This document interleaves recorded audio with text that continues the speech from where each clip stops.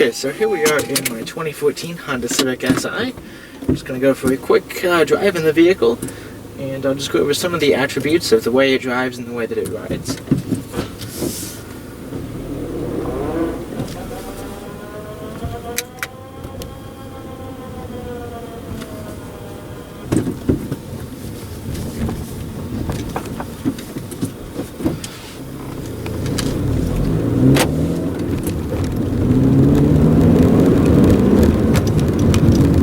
This car uses Honda's 2.4-liter inline 4-cylinder engine. It's got dual overhead cams and IV tech. It makes 205 horsepower in this car and 176 foot-pounds of torque. It's paired in the SI to its 6-speed manual transmission as the only transmission that's available. And apart from kind of a dreary sound at low speeds, it's really a pretty good engine. It has decent power, it revs very smoothly, and the way the transmission is geared, it makes the car feel a lot faster than it really is.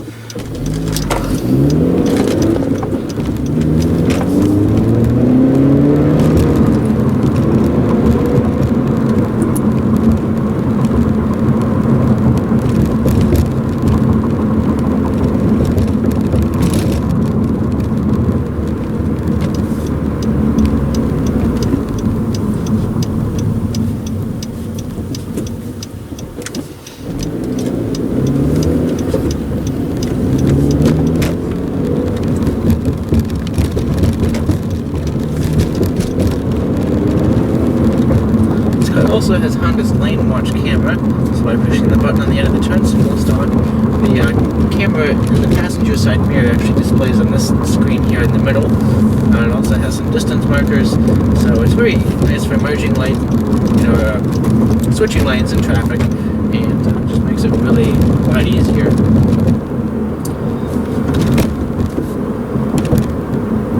Around town, the car has a pretty good ride, really.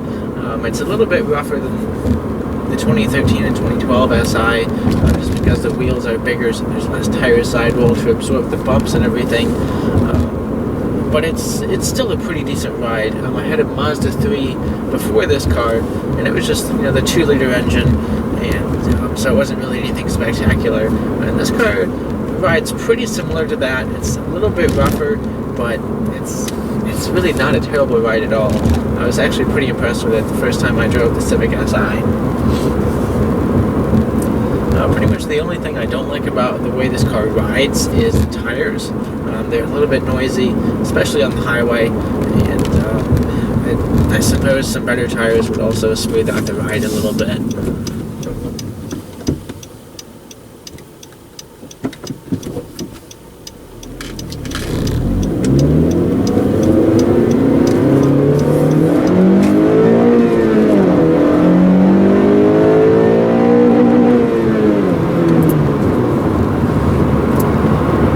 See just how smoothly and how quickly the engine revs up, and you just run it through the gears so fast because of the way that it's geared. It doesn't go very fast in each gear, and in fact once you get into 6th gear, if you get on the highway, you're doing at least 3,000 RPM, so it's geared to make it feel very quick and very fast, and that's what I like about this car.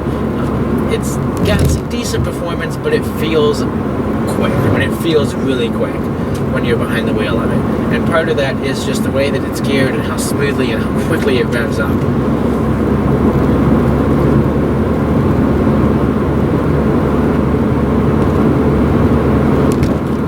And once you do get up to a higher speed, the ride is still pretty good. And the steering is just spot on. And the Mazda had this horrible vibration, even when the car was not quite brand new, but it quickly developed that kind of vibration and shaking in the steering, and this doesn't have it. I mean, I put my hands on the steering wheel at any speed, and it's just absolutely perfect. Also, the steering in this car is a little bit light for my liking, but it does have a pretty good feel to it. It's obviously, like I said, not perfect. It's a little bit too light for my taste, but apart from that, it's a good steering system. It's responsive, and there's enough weight to make it feel like you're doing something. It's not quite like some cars I've driven where you turn the wheel and it doesn't feel like you're really doing anything. a good steering system. I just wish it was a little bit heavier. Also, I really like the small diameter steering wheel. It gives the car a sportier feel, and the leather-wrapped feel of this is just great. Also, when you're sitting behind the wheel, you have a great view. The windshield is large, makes it very easy to see out.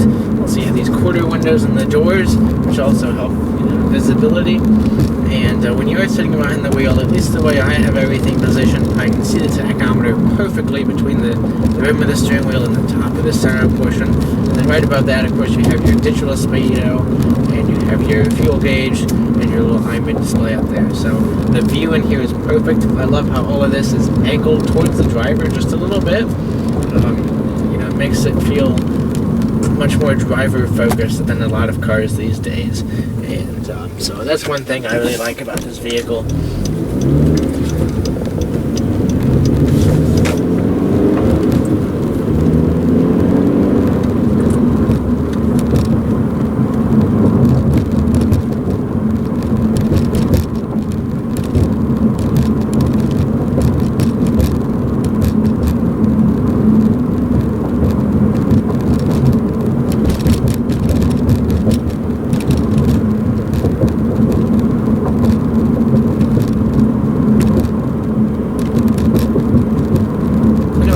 People wondering why I picked this car, because the Ford Focus ST is quite a bit faster. So is the GTI, and also the GTI is kind of more mature, and it's a much more mature vehicle. It's not quite as a boy racer, if you will.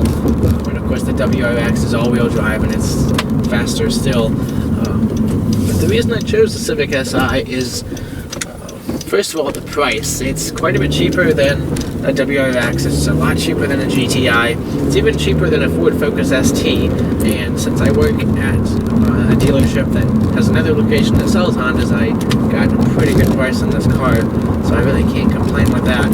Also, I'm just a huge Honda geek, so I naturally had to pick a Honda. And just the way this car drives and everything, it is perfect for me. It has enough sporty character. When I want to drive it hard, I can drive it hard and have lots of fun. But at the same time, it's not too hardcore to where it doesn't make for a nice commuter car. I mean, I drive this car a lot. I've had it not even 2 months yet, and I've already got almost 3,600 miles on it. So I drive this car a lot. And each and every time I get in it, I'm still impressed with the way that it makes me feel as a driver. Even if it's just, a quick run to the grocery store or something, or if it is going to be, a 2-hour journey, every time I get in this car, it makes it feel special. And that's what I like about it. It's not a fast car, but it's a quick car. It's, the performance is decent.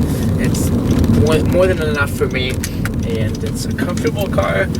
Also a pretty quiet car, especially if I'm going to put some better tires on it. So that was just a quick test drive here in my 14 Civic Si sedan.